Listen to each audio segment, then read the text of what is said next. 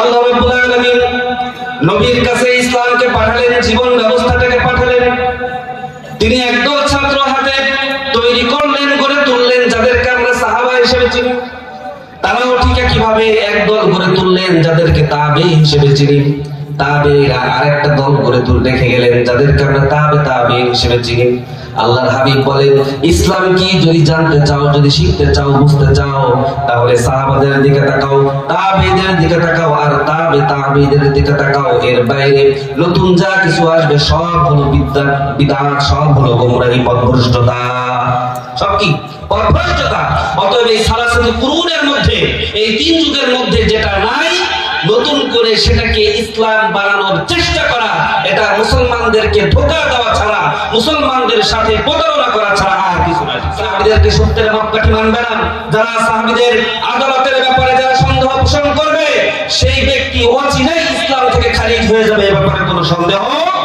সালাফ যেটি সালফে সালেহিন যে বুঝ দিয়ে গিয়েছেন, এই বুঝের বাইরে যখন আমরা নতুন করে গবেষণা করার চেষ্টা করি, বোঝার চেষ্টা করি, তখন হিতে বিপরীত হয়। তখন এই কোরআন, এই সুন্নাহ আমাদের সামনে থেকে থেকে যায়, কিন্তু আমাদেরকে সিরাতুল মুস্তাকিমের উপরে, হেদায়েতের উপরে আমাদেরকে নিতে পারে। আল্লাহ রাব্বুল আলামিন কোরআনে কারিমের ভিতরে বলতেছেন, এটা এমন একটা কিতাব, ইযিল্লু বিহি কাসীরা ওয়া ইয়াহদি বিহি কাসীরা। এই কিতাব পড়ে, কোরআন পড়ে অনেক মানুষ হেদায়েত পাবে, আবার এই কোরআন পড়ে অনেকেই বিপদগামী হয়ে যাবে, পথভ্রষ্ট হয়ে যাবে। বোঝা গেল, কোরআনের আয়াতকে মানুষ হেদায়েতে আসার মাধ্যম হিসেবে অবলম্বন করবে, আবার এই কোরআনের আয়াতকে মানুষ তার গোমরাহি, পথভ্রষ্টতার লক্ষ্য হিসেবে বানাবে। এ ব্যাপারে কোনো সন্দেহ নেই। এটা কার কথা? আল্লাহ তাআলার কথা। ومن يبتغ غير الإسلام دينا فلن يقبل منه وهو في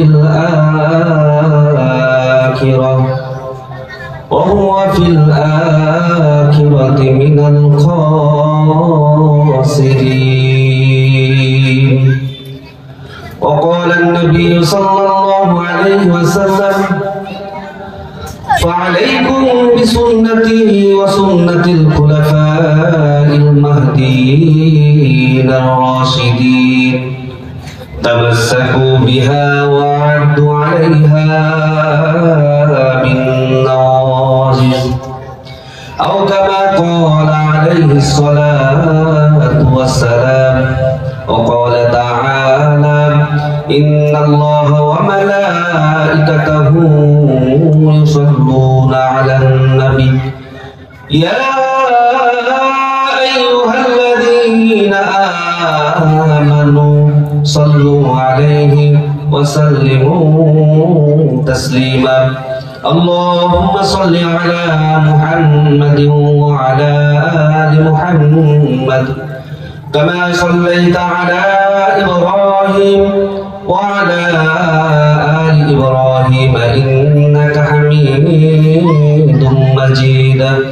اللهم بارك على محمد وعلى آل محمد كما باركت على إبراهيم وعلى آل إبراهيم إنك حميد مجيد.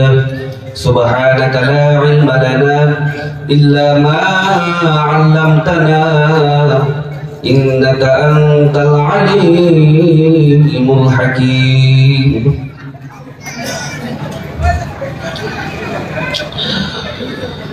আলহামদুলিল্লাহ, 30 নং ওয়ার্ড ইমাম পরিষদের উদ্যোগে আয়োজিত 2 দিন ব্যাপী 11তম বার্ষিক ওয়াজ মাহফিলে সম্মানিত সভাপতি, অন্যান্য উলামায়ে কেরামগণ, আইম্মায়ে মাসাজিদ এবং আমার সামনে উপবিষ্ট দিনদার ইসলামপ্রিয় ভাই এবং পর্দার অন্তরালে মা এবং বোনেরা, সকলের প্রতি আন্তরিক মোবারকবাদ জানাচ্ছি। আল্লাহ রাব্বুল আলামিন আমাদের আজকের এই আগমনকে কিয়ামতের দিন নাজাতের ওসিলা হিসেবে কবুল করে নিন, সকলে বলি আমিন। আমার বিষয় দেওয়া হয়েছে ভ্রান্ত মতবাদ। অনেক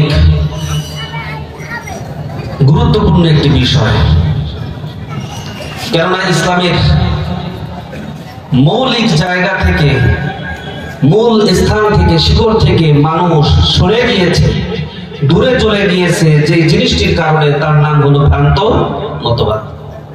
এই ভ্রান্ত মতবাদের কারণেই মানুষ পোশাক আশাকে থাকে মুসলমান, কিন্তু তার ভেতরটা কাফেরদের মতো, খ্রিস্টানদের মতো, হিন্দুদের মতো, ইহুদিদের মতো, বেদিনের মতো তার ভিতরটা হয়ে যায়, ভিতরে আর ইসলাম থাকে না।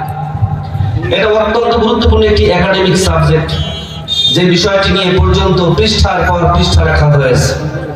সামান্য 20-25 মিনিটের সময় এমন একটি গুরুত্বপূর্ণ বিষয়ে পরিপূর্ণভাবে আলোচনা করা সম্ভব নয়। মুখতাসার এই সময় কিছু স্বল্প কথার মাধ্যমে বিষয়টি যদি আপনাদের সামনে তুলে ধরতে পারি, সেটাই আমার সার্থকতা। আর আমরা যদি আমলে বাস্তবায়ন করতে পারি, তাতেই আমরা পূর্ণতা লাভ করব। আল্লাহ রাব্বুল আলামিন আমাদের সকলকে জানার এবং মানার তৌফিক দান করুন। সকলে বলি আমিন। ভ্রান্ত মতবাদ মানে হলো একটি ভুল থিওরি, একটি ভুল ধারণা, একটি ভুল সিদ্ধান্ত। যখন ভুলের কথা বলা হয় তখন এর বিপরীতে একটা জিনিস চলে আসে, সেটার নাম হলো সঠিক, যেটার নাম হলো হক। যখন বাতিলের কথা বলা হয় তার বিপরীতে যে জিনিসটা আসে সেটার নাম কি? হক। মিথ্যা যখন বলা হয় বুঝতে হবে এর পেছনে একটা সত্য রয়েছে। আধার যখন আসে বুঝতে হবে এর পেছনে আলো রয়েছে। তো ভ্রান্ত মতবাদ এটি হলো আমাদের আজকের আলোচ্য বিষয়। তো এই আলোচ্য বিষয়ে যাওয়ার আগে আমাদেরকে জানতে হবে হক কোনটা। কেননা সত্যটা যদি না জানি তাহলে ভ্রান্ত কোনটা আর সঠিক কোনটা এর উপরে আমল করা যাবে না। আল্লাহ রাব্বুল আলামিনের পৃথিবীতে একটা সত্য ধর্ম, সত্য জীবন ব্যবস্থা আল্লাহ রাব্বুল আলামিন দিয়েছেন। আল্লাহ রাব্বুল আলামিন পৃথিবীর মানুষদেরকে জানিয়ে বলতেছেন, ইন্নাদ দীনা ইনদাল্লাহিল ইসলাম। এই পৃথিবীতে হাজারো তন্ত্র মন্ত্র থাকবে, হাজারো মতবাদ থাকবে, হাজারো মানুষ থাকবে যারা তাদের মস্তিষ্ক প্রস্ত বিষয়গুলো দিয়ে মানুষদেরকে নিজেদের গোলাম বানাতে চাইবে। ও আমার গোলামেরা শোনো, আমি তোমাদের জন্য একটা সঠিক সিদ্ধান্ত দিয়েছি, একটা সঠিক জীবন ব্যবস্থা দিয়েছি। যে জীবন ব্যবস্থার নাম হলো ইসলাম। আর এই ইসলাম যে ব্যক্তি পালন করবে, জীবনে ধারণ করবে, সে অন্য কারো গোলাম হবে না, সে একমাত্র আমারই গোলাম হয়ে যাবে। কার গোলাম হয়ে যাবে? ইসলামের দ্বারা গোলাম হয় কার? কেননা ইসলাম কার গোলাম হতে শেখায়। কিন্তু আর যত তন্ত্র মন্ত্র যা কিছু রয়েছে এইগুলো মানুষকে মানুষের গোলাম বানায়, ঠিক কিনা বলেন? আল্লাহ রাব্বুল আলামিন বলতেছেন এটা হলো সঠিক ধর্ম, এটাই হলো সঠিক জীবন ব্যবস্থা। এই জীবন ব্যবস্থায় যে ইসলামটাকে আমি দিলাম, ইসলামটাকে পাবা কোথায়? আল্লাহ রাব্বুল আলামিন কিতাব নাজিল করেছেন, কোরআন নাজিল করেছেন। কোরআনের ভিতরে যা রয়েছে এটা হলো ইসলাম। কোরআনের ভিতরে যা আছে এটা কি? ইসলাম। আবার এই কোরআনটাকে নিজের জীবনে বাস্তবায়ন করে দেখিয়েছেন আল্লাহর হাবিব মুহাম্মদুর রাসূলুল্লাহ সাল্লাল্লাহু আলাইহি ওয়াসাল্লাম। তার রেখে যাওয়া সুন্নাহটাই হলো ইসলাম, এর বাইরে ইসলাম নাই, ঠিক কি না বলেন? কোরআন সুন্নাহর বাইরে কি ইসলাম আছে? ইসলাম নাই। আমার কাজ যত ভালো হোক না কেন, যত সুন্দর হোক না কেন, যদি কোরআন এবং সুন্নাহর আলোকে যদি সেটা জাস্টিফাই যদি না হয়, সেটা যদি সার্টিফাইড না হয়, ওই ভালো কাজটাও, ওই সুন্দর কাজটাও ইসলাম হিসেবে কবুল হবে, ইসলাম হিসেবে কবুল হবে না। আল্লাহ রাব্বুল আলামিন নবীর কাছে ইসলামকে পাঠালেন, জীবন ব্যবস্থাটাকে পাঠালেন। তিনি একদল ছাত্র হাতে তৈরি করলেন, গড়ে তুললেন, যাদেরকে আমরা সাহাবা হিসেবে চিনি। তারাও ঠিক কিভাবে একদল গড়ে তুললেন যাদেরকে তাবে হিসেবে চিনি। তাবেঈরা আরেকটা দল গড়ে তুলে রেখে গেলেন যাদেরকে আমরা তাবে হিসেবে চিনি। আল্লাহর হাবিব বলেন, ইসলাম কি যদি জানতে চাও, যদি শিখতে চাও, বুঝতে চাও, তাহলে সাহাবাদের দিকে তাকাও, তাবেঈদের দিকে তাকাও, আর তাবেঈদের দিকে তাকাও। এর বাইরে নতুন যা কিছু আসবে সব হলো বিদআত, সব হলো গোমরাহি, পথভ্রষ্টতা, সব কি? পথভ্রষ্টতা। অতএব এই সালাসুল কুরুনের মধ্যে, এই তিন যুগের মধ্যে যেটা নাই, নতুন করে সেটাকে ইসলাম বানানোর চেষ্টা করা, এটা মুসলমানদেরকে ধোঁকা দেওয়া ছাড়া, মুসলমানদের সাথে প্রতারণা করা ছাড়া আর কিছু না, ঠিক কিনা বলে? এই তিন যুগের মধ্যে ছিল না এমন একটা কাজ আমরা করি আমাদের জীবনে আছে, সেটা কি? আমরা দাঁড়িয়ে যাই আর আবেগের সাথে চোখের পানি দিয়া পানিটাকে ছেড়ে দিই আমরা পড়তে থাকি ইয়া নবী সালামু আলাইকা ইয়া রাসূল সালামু আলাইকা ইয়া হাবিব সালামু আলাইকা সালাওয়াতুল্লাহ আলাইকা বলি কি বলি না অথচ সালাসাতুল কুরুনের মধ্যে এই কাজ কেউ করেছেন এমন প্রমাণ দলিল আজ পর্যন্ত কেউ দেখাতে পারে না পারবেও। অথচ মসজিদে মসজিদে এই বিদআতের আমল আছে না নাই? যত ভালো হোক, যত আবেগ আসুক, চোখের পানি যতই আসুক, যত সুন্দর দেখা যায়, এই বিদআতি আমল শুধু এটা নয়, আরো অনেক রয়েছে আমাদের সমাজে যা রন্ধ্রে রন্ধ্রে পৌঁছে গিয়েছে। আমাদেরকে শিকড়ের দিকে ফিরে যেতে হবে, আমাদেরকে ওই সালাসাতুল কুরুনের দিকে ফিরে যেতে হবে, না হলে প্রকৃত ইসলাম নিজেদের জীবনে ধারণ করা, পালন করা এটা কখনো সম্ভব হবে? এই জন্য এই তিন যুগের দিকে আমাদেরকে নজর রাখতে হবে। ফাহমুস সালাফ, যেটি সালাফ সালফে সালিহিন যে বুঝ দিয়ে গিয়েছেন, এই বুঝের বাইরে যখন আমরা নতুন করে গবেষণা করার চেষ্টা করি, বোঝার চেষ্টা করি, তখন হিতে বিপরীত হয়। তখন এই কোরআন, এই সুন্নাহ আমাদের সামনে থেকে যায়, কিন্তু আমাদেরকে সিরাতুল মুস্তাকিমের উপরে, হেদায়েতের উপরে আমাদেরকে নিতে পারে। আল্লাহ রাব্বুল আলামিন কোরআনে কারিমের ভিতরে বলতেছেন, এটা এমন একটা কিতাব ইযিল্লু বিহি কাসীরা ওয়া ইয়াহদি বিহি কাসীরা। এই কিতাব পড়ে, এই কোরআন পড়ে অনেক মানুষ হেদায়েত পাবে, আবার এই কোরআন পড়ে অনেকেই বিপদগামী হয়ে যাবে, পথভ্রষ্ট হয়ে যাবে। বোঝা গেল, কোরআনের আয়াতকে মানুষ হেদায়েতে আসার মাধ্যম হিসেবে অবলম্বন করবে, আবার এই কোরআনের আয়াতকে মানুষ তার গুমরাহি, পথভ্রষ্টতার লক্ষ্য হিসেবে বানাবে। এ ব্যাপারে কোনো সন্দেহ নেই। এটা কার কথা? আল্লাহ তাআলার কথা। আজ যারা মাজার পূজা করে, মাজারে গিয়ে সেজদা দেয়, তারাও কোরআনের আয়াতের দলিল দেয়। তারা বলে যে আল্লাহ রাব্বুল আলামিন আদমকে বলতেছেন, ফেরেশতাদেরকে বলতেছেন, উসজুদু লি আদম, ও ফেরেশতারা তোমরা আদমকে সেজদা করো। এই সেজদা ছিল সম্মানের সেজদা। অতএব আমরা যদি কোনো ওলিয়ার কবরে গিয়ে যদি সেজদা করি, ওইটা সেই আদেশের ভিত্তিতেই করি, আমরা এই কারণেই সেজদা করি। অতএব এতে কোনো গুনাহ নাই, শিরক নাই। বলেন না নাউযুবিল্লাহ। আদম আলাইহিস সালামকে সেজদা করার হুকুম ছিল কার? কার ছিল হুকুম? আল্লাহ তাআলার হুকুম। কিন্তু আজ যারা মাজারে গিয়ে সেজদা করে, কার হুকুমে করে? আল্লাহর হুকুমে। এটা হলো শয়তানের হুকুমে করে। কার হুকুমে? শয়তানের হুকুমে। অতএব তারাও কোরআনের আয়াত দলিল হিসেবে ব্যবহার করে। যতই কোরআনের আয়াত আনুক না কেন, গোমরাহি সব সময় গোমরাহ, পথভ্রষ্টতা সব সময় পথভ্রষ্টতা, সেটা কখনো ইসলাম হতে পারে? এজন্য ইসলাম বোঝার জন্য, ইসলামকে চেনার জন্য কোরআন সুন্নাহয় ফিরতে হবে। ইসলামকে বোঝার জন্য আমাদেরকে সালফে সালিহিনের ওই সালাসাতুল কুরুন, তিন যুগের সাহাবীদের জীবন, তাবেঈদের জীবন, তাবেঈদের জীবনের দিকে তাকাতে হবে। আল্লাহ রাব্বুল আলামিন কোরআনে কারীমের ভিতরে সাহাবাদের ব্যাপারে বলতেছেন, আমিনু কামা আমানান নাস, ও মানুষেরা তোমরা ঈমানদার যদি হতে চাও, ওই আবু বকরের দিকে তাকাও, উসমানের দিকে তাকাও, আলীর দিকে তাকাও, ওমরের দিকে তাকাও, সাদ ইবনে আবি ওয়াক্কাসের দিকে তাকাও। তারা যেভাবে ঈমান এনেছে, ঈমানটাকে ধারণ করেছে, তাদের মতো তোমরা ঈমানদার হও। বলেন না সুবহানাল্লাহ। তাহলে তাদের মতো ঈমানদার আমাদেরকে হতে হবে।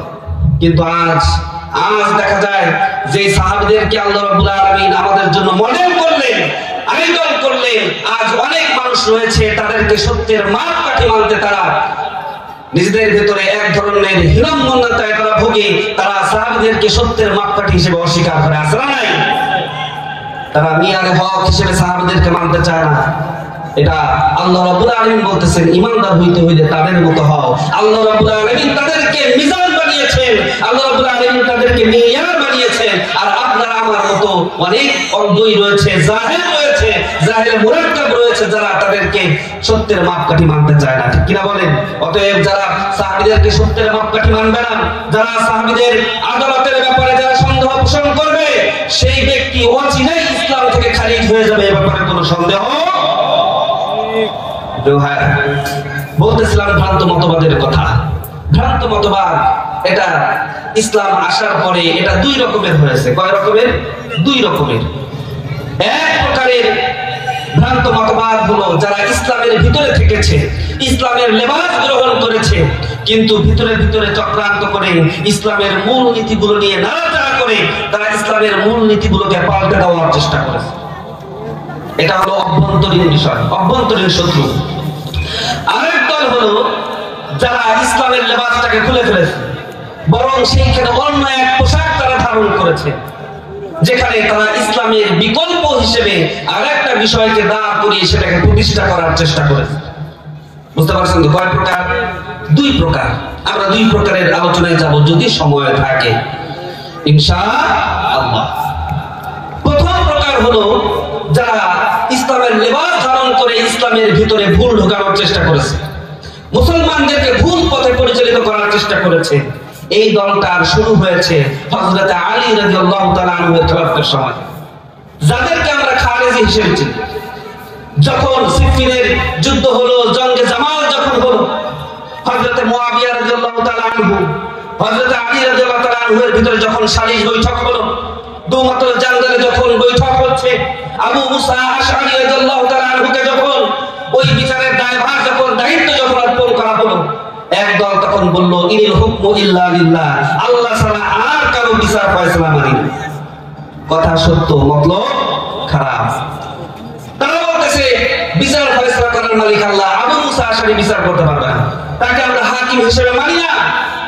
এই বলে তারা হযরত আলীর দল ত্যাগ করলো, হযরত মুয়াবিয়ার দল ত্যাগ করে তারা খারেজ হয়ে গেল, ইসলাম থেকে তারা বের হয়ে গেল। এই দল তারা তাদের ভিতরে এমন আকীদা পোষণ করে যে কোনো ব্যক্তি যদি কবিরা গুনাহ করে সে কাফের হয়ে যায়, বলেন না নাউজুবিল্লাহ। তার জন্য কি আল্লাহ তাআলার জান্নাত থেকে হারাম হয়ে যায়, হারাম হয়ে যায়। এই খারিজিরা এই কারণে হযরত আলী রাদিয়াল্লাহু তাআলা আনহুকে তারা শহীদ করে দিয়েছে, নাউজুবিল্লাহ। এই ভ্রান্ত মতবাদ এখান থেকে শুরু। এরপরে হযরত আলীর পক্ষ নিয়ে আরেকটা দল বের হলো, যাদের নাম শিয়ানে আলী, অর্থাৎ আলীর দল, যাদেরকে আমরা শিয়া হিসেবে চিনি। এই শিয়াদের মধ্যে অনেকগুলো দল রয়েছে, কিন্তু তাদের মৌলিক যে আকীদাগুলো রয়েছে, ভ্রান্ত মতবাদ তারা যেটা গ্রহণ করেছে, তারা খতমে নবুয়তকে অস্বীকার করেছে, বলেন না নাউজুবিল্লাহ। আল্লাহ রাব্বুল আলামিন কোরআনে কারীমের ভিতরে বলেন ওয়া মা মুহাম্মাদুন ইল্লা রাসূলুন ক্বাদ খালাত মিন ক্বাবলিহির রাসূল। আল্লাহ রাব্বুল আলামিন বলেন মা কানা মুহাম্মাদুন আবা আহাদিন মিন রিজালিকুম ওয়ালাকিন রাসূলুল্লাহি ওয়া খাতামান নাবিয়্যিন। ও নবী, আমি আপনাকে করেছি শেষ নবী, আমি আপনার মাধ্যমে নবুয়তের দরজায় মোহর লাগিয়ে দেব। আপনি হলেন শেষ নবী, আপনার পরে আর কোন নবী আসবে না। অথচ এই শিয়ারা বলে যে জিবরাইল আলাইহিস সালাম নাকি ভুল করে নবুয়তটা রাসূলের উপরে দিতে, আলীর উপরে দিতে গিয়ে তারা নাকি রাসূলের উপরে দিয়ে ফেলছে, বলেন না নাউজুবিল্লাহ। কোরআন 30 পারা নয়, কোরআন 90 পারা। 30 পারা আমাদেরকে জানানো হয়েছে, বাকি 60 পারা নাকি গোপন করা হয়েছে, নাউজুবিল্লাহ বলবেন না। এই ধরনের ভ্রান্ত বিশ্বাস আকীদা মুসলমানদের ভিতরে ছড়িয়ে ইসলাম থেকে তাদেরকে খারিজ করা, বের করে দেওয়ার পায়তারা তারা করেছে। আজ বিভিন্ন জায়গায় এই দল উপদলের বিভিন্ন ধরনের কর্মকাণ্ড আমাদের চোখে পড়ে। আমরা অনেক সময় দেখি সোশ্যাল মিডিয়ায় তারা বেশ কয়েকটা শব্দ দেখবেন ব্যবহার করে। এক নম্বর মাওলা আলী, এই শব্দগুলো তারা হযরত আলীর ক্ষেত্রে ব্যবহার করে। পাক পাঞ্জাতন, এই শব্দ ব্যবহার করে। এরপরে তৃতীয় যে বিষয়টি তারা মুসলমানদের ভিতরে ছড়াতে চায়, তারা মুসলমানদেরকে আলেমদের থেকে দূরে সরাতে চায়, বলেন না নাউজুবিল্লাহ। আচ্ছা বলেন, এই উম্মতের রাহবার কারা? কারা? আলেমরা। আলেমরা যদি না থাকে উম্মত পথভ্রষ্ট হবে, এই ব্যাপারে কোনো সন্দেহ আছে? আল্লাহ রাব্বুল আলামিন বলেন আমি প্রত্যেকটা জাতির জন্য নবী পাঠিয়েছি, কিন্তু রাসূল করিম সাল্লাল্লাহু আলাইহি ওয়াসাল্লাম চলে গিয়েছেন, তারপরে আর কোনো নবী আসবে না। তাহলে কিয়ামত পর্যন্ত এই গোটা উম্মতকে পথের দিশা কারা দেখাবে? কারা দেখাবে? উলামায়ে হক্কানি রব্বানি যারা তারা দেখাবে। কিন্তু এই উম্মতকে যখন সেই আলেমদের থেকে ডিটাচ করা হবে, আলাদা করা হবে, তখন বোঝা যায় যে এই উম্মত ধ্বংস হতে আর বেশি দেরি নেই, ঠিক না বলেন? তারা মানুষদের মধ্যে, মুসলমানদের মধ্যে বিভ্রান্তি ছড়ায়। তারা বলে তোমরা সূরা ইয়াসিন পড়ো। সূরা ইয়াসিনের ভিতরে আল্লাহ রাব্বুল আলামিন লিখেছেন ইত্তাবিউ মান লা ইয়াসআলুকুম আজরা ওয়া হুম মুহতাদুন। যারা তোমাদের কাছে কোনো বিনিময় চায় না, যারা তোমাদের কাছে কোনো পারিশ্রমিক চায় না, তোমরা তাদের অনুসরণ করো, তাহলেই তোমরা হেদায়েত প্রাপ্ত হবে। তারা এই কথা বলে মুসলমানদেরকে, সাধারণ পাবলিককে বোঝায় যে মসজিদে যে ইমাম ইমামতি করে, সেই ইমামতি করে টাকা নেয় কিনা, মাদ্রাসায় চাকরি করে সে পারিশ্রমিক নেয় কিনা না। অথচ আল্লাহ তাআলা বলতেছেন হেদায়েত প্রাপ্ত হলো তারা যারা দিনের কথা বলে কোন ধরনের পারিশ্রমিক গ্রহণ করে না। কথা সত্য মতলব খারাপ, কথা সত্য মতলব খারাপ। আল্লাহ রাসূল সাল্লাল্লাহু আলাইহি ওয়াসাল্লাম মদিনার জন্য একজন শিক্ষক নিয়োগ করলেন। আল্লাহ রাসূলের হাতে মক্কায় বসে যারা বায়াত গ্রহণ করেছিল, আল্লাহ রাসূল সাল্লাল্লাহু আলাইহি ওয়াসাল্লাম তাদেরকে দ্বীন শেখানোর জন্য, কোরআন শেখানোর জন্য, ইসলাম শেখানোর জন্য মক্কার একজন সম্ভ্রান্ত পরিবারের সন্তান মুসআব ইবনে উমাইর রাদিয়াল্লাহু তাআলা আনহুকে সেখানে শিক্ষক হিসেবে, মুদারিস হিসেবে তিনি পাঠালেন। আল্লাহ রাসূল সাল্লাল্লাহু আলাইহি ওয়াসাল্লাম তাকে যখন মদিনায় পাঠালেন, তিনি দ্বীন প্রচারের কাজ করছেন, মানুষদেরকে ইসলামের দিকে ডাকছেন। যাওয়ার পরে তিনি কি ব্যবসা বাণিজ্য করেছেন নাকি কাজ কর্ম করে খেয়েছেন? কি করছেন তিনি? তিনি কি দ্বীন প্রচারের কাজ করছিলেন নাকি ওইখানে যে ব্যবসা বাণিজ্য শুরু করছেন? করছেন নাকি? করেন নাই। বরং যারা রাসূলের কাছ থেকে বায়াত গ্রহণ করে ওই মদিনায় যারা ফিরে গিয়েছিল, তারাই ওই মুসআব ইবনে উমাইর রাদিয়াল্লাহু তাআলা আনহুর জন্য তারা খাবারের ব্যবস্থা, থাকার ব্যবস্থা, তার পারিশ্রমিকের ব্যবস্থা করেছিল কিনা। তাহলে যদি মসজিদে ইমামতি করে এটা নেওয়া যদি নিষেধ হয়, হারাম হয়, এটা যদি ঠিক যদি না হয়, তাহলে আল্লাহর নবী কেন করলেন মুসআবের? মুসলমানরা কোরআনের আয়াতগুলো নিয়ে, যে আয়াতগুলোর কারণে বিভ্রান্তির শিকার হয়েছে, যে আয়াতগুলো দিয়ে প্রাচ্যবিদরা, মুস্তাশরিকরা, ওরিয়েন্টালিস্টরা মুসলমানদেরকে বিপদগামী করেছে, ইসলাম সম্পর্কে ভুল বুঝিয়েছে, তার মধ্যে অন্যতম একটা আয়াত হলো এই আয়াত। এই আয়াত দিয়ে তাদেরকে তারা বোঝানোর চেষ্টা করে যে তোমাদের আলেম ওলামা যারা, তারা ধর্ম ব্যবসায়ী, তারা মসজিদে চাকরি করে বেতন নেয়, মাদ্রাসায় চাকরি করে বেতন নেয়, তারা ধর্ম নিয়ে ব্যবসা করে, অতএব তাদের ধারে কাছে যাবে না। আমি বলি উম্মাহ যদি এই আলেমদের থেকে যদি দূরে সরে যায়, তাহলে অচিরেই এই উম্মার পতন হবে, উম্মার ধ্বংস হয়ে যেতে আর বেশি কালক্ষেপণ করতে হবে। এই জন্য তাদের এই সমস্ত কর্মকাণ্ড সম্পর্কে আমাদেরকে সজাগ হতে হবে। এই দলগুলো তারা ইসলামের লেবাস লাগিয়ে মুসলমানদেরকে বিভ্রান্ত করার চেষ্টা করছে, বিভিন্ন ধরনের ভুল ভ্রান্তি মুসলমানদের ভিতরে ছড়িয়ে মুসলমানদেরকে বিপদগামী করার চেষ্টা করেছেন। এই দলের মধ্যে অন্যতম একটা দল যাদের নাম হলো কাদিয়ানী। কি নাম বলেন? কাদিয়ানী। তারাও রাসূলের খতম নবুয়তকে তারা অস্বীকার করেছে। তারা গোলাম আহমদ কাদিয়ানীকে তারা নবী বানাতে চেয়েছে। এই বাংলার জমিনে কাদিয়ানী রয়েছে। আলেম ওলামা, সর্বস্তরের ওলামাগণ বারবার দাবি জানিয়েছে যে তাদেরকে অচিরেই অমুসলিম, কাফের ঘোষণা করতে হবে, কিন্তু কোন এক ইশারায় আমরা জানি না যে এই ঘোষণা থেকে সরকার বারবার পিছিয়ে এসেছে। ঠিক কিনা বলেন? আজকের এই কৃষ্ণগড়ের ইমাম পরিষদের এই মাহফিল থেকে আমরাও এই দাবি জানাতে চাই যে অচিরেই ওই কাদিয়ানীদেরকে বয়কট করতে হবে এবং তাদের সমস্ত কর্মকাণ্ডকে নিষিদ্ধ ঘোষণা করতে হবে এবং অচিরেই তাদেরকে কাফের, মুরতাদ ঘোষণা করতে হবে। ঠিক কিনা বলেন? এরপরে এই দলের মধ্যে আরেকটা দল আছে যারা আমাদের আশেপাশে ঘুরে, আমরা তাদেরকে চিনি, যাদেরকে আমরা আহলে হাদিস বলি। কি বলি? কি বলি বলেন? আহলে হাদিস বলি। আসলে তারা আহলে হাদিস নয়। অসংখ্য ভাই রয়েছে এই মতবাদের ভিতরে জড়িত রয়েছে। আমি তাদের সম্পর্কে বলতে চাই, আপনি হয়তো আমলের দিক থেকে হাদিসের উপরে আমল করা শুরু করেছেন তাদের কথায় বিভ্রান্ত হয়ে, কিন্তু তাদের শিকড় কোথায় এটা আপনি এখনো পর্যন্ত খুঁজে দেখেন না। এই গ্রুপটার জন্ম যখন হয়েছে তখন উসমানী খেলাফতের সময় চলে। উসমানী খেলাফতটাকে তারা বিলুপ্ত করার পায়তারা করলো, ষড়যন্ত্র করলো, মুসলমানদের ঐক্যের বিনষ্ট ঘটিয়ে তারা কি করলো? তারা একটা রাজতন্ত্র তারা কায়েম করলো, যে রাজতন্ত্র আজ পর্যন্ত মামলাকাতু সৌদিয়া, অর্থাৎ সৌদি আরবে এখনো পর্যন্ত এই সৌদ বংশ রাজতন্ত্র পরিচালনা করছে। কি করছে না বলেন? এখনো পর্যন্ত তারা তাদের শাসন ক্ষমতা চালাচ্ছে। এই সৌদ বংশ তারা খেলাফতটাকে উঠিয়ে দিয়ে বিলুপ্ত করে তারা রাজতন্ত্র তারা কায়েম করেছে। এই সালাফিজমের, এই আহলে হাদিসদের বড় বড় ঘোমটাওয়ালা শায়েখ যারা রয়েছে, তারা গণতন্ত্রের বিরুদ্ধে কথা বলে, তারা বিভিন্ন বিষয়ে কথা বলে, রফিউদ্দিন করব কি করব না এই বিষয়ে কথা বলে, সূরা ফাতিহার পরে আমিন জোরে বলবো কি বলবো না এই বিষয়ে কথা বলে, কিন্তু কখনো ওই রাজতন্ত্রের দিকে তারা আঙ্গুল তোলে না। ঠিক কিনা বলেন? পৃথিবীর যেখানেই ইসলাম প্রতিষ্ঠার জন্য আন্দোলন যেখানে হয় সেখানেই তারা বাধা দেয়, সেখানেই মানুষদের মধ্যে তারা এই বিভ্রান্তি ছড়ায় যে আমিরের হুকুমের ইক্তেদার করতে হবে, ইতাআত করতে হবে, আমিরের হুকুমের বিরোধিতা করা যাবে না। সে যদি নাস্তিক হয়, সে যদি মুরতাদ হয়, সে যদি কাফের হয়, তার হুকুম মানতে হবে, ওই রাষ্ট্রপ্রধানের হুকুমের উপরে চলতে হবে। তাদের এই কথা কি সঠিক? আল্লাহ রাসূল সাল্লাল্লাহু আলাইহি সাল্লাম কার কথা মানবো কার কথা মানবো না আল্লাহ রাসূল সাল্লাল্লাহু আলাইহি সাল্লাম নির্দেশনা দিয়েছেন কেন নাই? আল্লাহ রাসূল সাল্লাল্লাহু আলাইহি সাল্লাম বলতেছেন উসিকুম বিতাকওয়াল্লাহ, আমি তোমাদেরকে ওসিয়ত করতেছি তোমরা আল্লাহ তাআলাকে ভয় করবে। আর আল্লাহ তাআলাকে ভয় করে কোন হাবশী গোলাম যদি তোমাদের আমির নিযুক্ত হয় তোমরা তার কথা অচিরেই মেনে নেবে। কিন্তু তার মধ্যে যদি তাকওয়া যদি না থাকে, আল্লাহর ভয় যদি না থাকে, খবরদার তার হুকুম পালন করা যাবে। এই কারণে আমরা দেখি যে ফ্যাসিস্টদের বিরুদ্ধে, ফ্যাসিবাদী সরকারের বিরুদ্ধে তাদের কোনো কথা নাই, বরং তাদের বিরুদ্ধে যারা আন্দোলন করে, যারা ওই 5ই আগস্টের রাস্তায় গিয়ে রক্ত ঝরিয়েছে, বরং তারা ফতোয়া দিয়ে তাদেরকে ইসলাম থেকে বের করে দেওয়ার ষড়যন্ত্র করেছে। ঠিক না বলেন?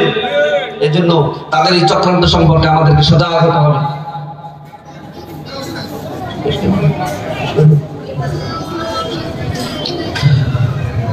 সময় শেষ হয়ে গেছে।